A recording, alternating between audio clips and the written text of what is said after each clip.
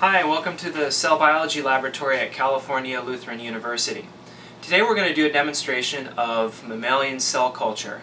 Cell or tissue culture can be accomplished by growing cells in sterile dishes with a nutrient-rich liquid media. There are two basic types of cells that can be grown in culture: adherent cells, which stick to the bottom of the dish, and non-adherent cells that will float in the media. Caution must be taken when growing non-adherent cells to not throw away your cells when discarding old media. First, let's take a quick look at the materials that will be needed for cell culture. So the first material that you'll need are gloves, 70% ethanol in a squirt or spray bottle to disinfect areas, a cell culture flask with a screw top. Alternatively, you can use cell culture dishes that have a loose top. Each one of these flasks or dishes can come in multiple sizes for how many cells you need to grow at a time. Lab tape for marking tubes and other equipment. A lab marker, preferably one that doesn't dissolve upon ethanol application. 50 milliliter conical tubes for holding media, tube racks to hold your tubes, and 15 milliliter tubes for holding cells or media with cells in them. Also, you'll need a waste beaker for discarded media and pipette tips. And most importantly, you'll need serological pipettes. These can be plastic or glass and come in a range of sizes. This one happens to be 10 milliliters and will hold up to 10 milliliters. It has divisions in 0.1 milliliter increments. Here's a 5 ml. Here's a 2 ml. So depending on the application, choose the right volume of serological pipette. Also, you need some paper towels to disinfect surfaces.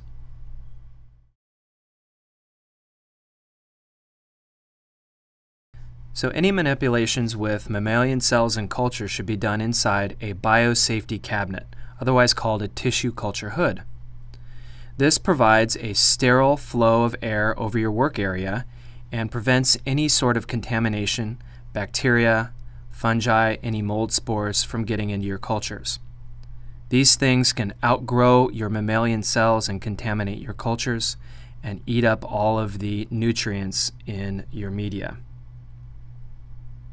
So to work with a tissue culture hood, first switch on the blower and then switch on the UV light. While the UV light is on, it is a mutagen, so you'll need to stay out of the area and don't expose skin to the UV light. After the hood has been decontaminated with the UV light for 30 minutes, switch off the germicidal light and switch on the fluorescent light for working.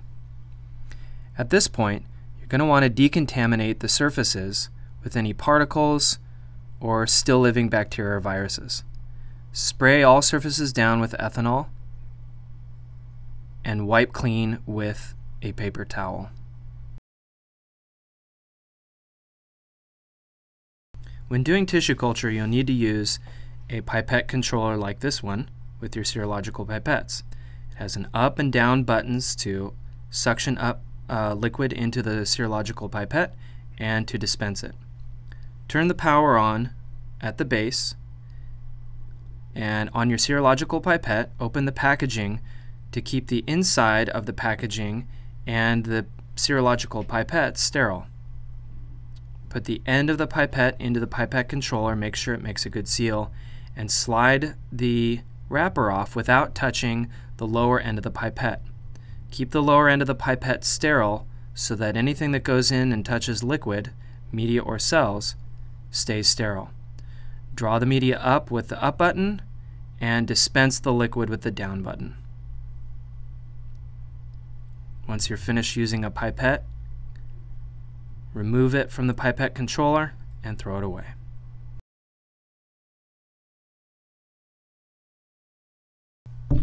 The next step is to prepare the tissue culture hood and all your surfaces and equipment so that it's decontaminated. Spray ethanol on your gloves and rub, covering every surface to make sure you kill any existing bacteria and mold spores, fungal spores. Also spray equipment like tube racks and any tubes containing media. There's no need to wipe off the ethanol, it will evaporate quickly. You do want to be sure not to spray anything that actually has cell culture in it, as the ethanol vapor could kill your cells. There are several considerations when using the tissue culture hood. Don't block any of the vents with the pipette controller, paper towels, or other equipment, or your arms. Also, try to avoid setting anything down on the surface that may touch your cultures, such as lids. Instead, unscrew your cap and gently set it back on top of your tube. Don't block any of the back vents either. Try not to make the tissue culture hood a storage facility by stacking things in the back, covering up those vents. The next step in cell culture is to prepare a complete media that has all the nutrients needed for your cells to survive. The first ingredient is a basal media. The basal media has salts, sugars, and certain other elements that are needed by the cells. They come in different formats, and this one happens to be DMEM for Delbecco's minimum essential media. The media is red because it has phenol red in it, a pH indicator. The next solution would be fetal bovine serum. This has many growth factors and proteins needed by the cells. Also, penicillin and streptomycin are needed to reduce bacterial growth in your cultures that may contaminate them. Lastly, L-glutamine is an amino acid that can degrade rapidly. This must be added to media in order for the cells to survive. The complete media I've described here is sufficient for many types of cells, but every cell type has its own requirements. Protocols may ask for additional additives to the complete media, such as growth factors, other amino acids, or things like beta-mercaptoethanol. Consult the literature for the right additives for your cell type. Complete media is usually made in concentrations with serum at 10% to the final volume, penicillin streptomycin at 1% to the final volume, and L-glutamine at 1% to the final volume. The rest of the volume would be made up by the basal media. The most important piece of equipment in doing cell culture is a microscope, specifically an inverted microscope where the objectives are below and looking up through the specimen. This allows us to look at cells that are growing on the bottom side of a flask. By placing the flask on the stage, you can then see the cells that are growing in the liquid media. Use the focus knobs and look through the oculars. Cells are grown in a water-jacketed incubator. Open up the outer door in order to see the cells growing in the inside. There's also an inner glass door, and inside the chamber, the temperature is 37 degrees Celsius, body temperature, and 5% CO2, much like the hypoxic nature of tissues. Remove cells from the incubator, being careful not to spill or splash the media, and look at them under a microscope.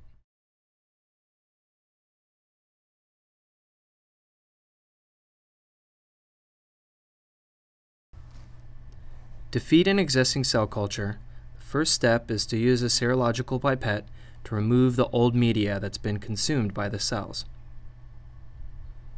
Using sterile technique, pipette off the old media, being sure not to scrape the bottom of the dish where the cells are growing. Discard the old media in a waste beaker. Open the tube containing your new complete media.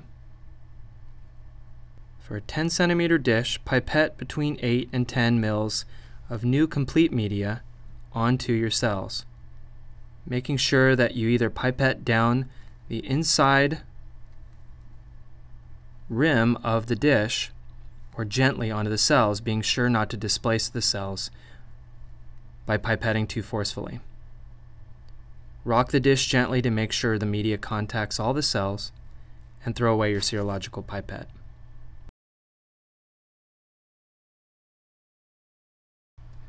When splitting cells, first remove the old media and wash with a serum-free media. Next, add 1 to 2 mils of trypsin to your cell culture in order to digest away the proteins holding the cells to the bottom of the dish. The trypsin usually takes about 5 minutes to work and dislodge the cells from the bottom of the dish.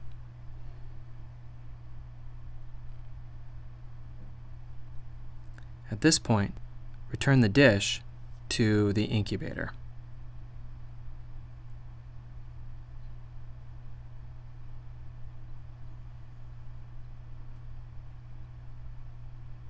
Once you can see the cells dislodging from the bottom of the dish through the microscope, add a media containing serum, sometimes called a quench.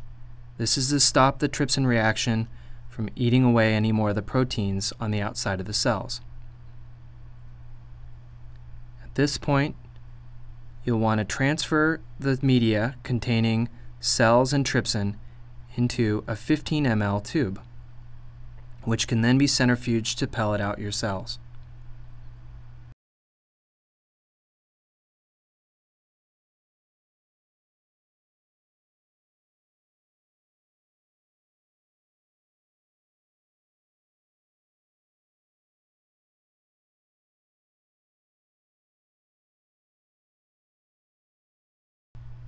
Once you've transferred your cells into a 15 ml tube, centrifuge the cells to the bottom of the tube using a centrifuge. Open the magnetic lock door, place the cells in, and make sure that you've balanced the rotor on both sides. Press Show Set, Enter, and start the run. Centrifuge the cells for 5 minutes at 1800 RPM.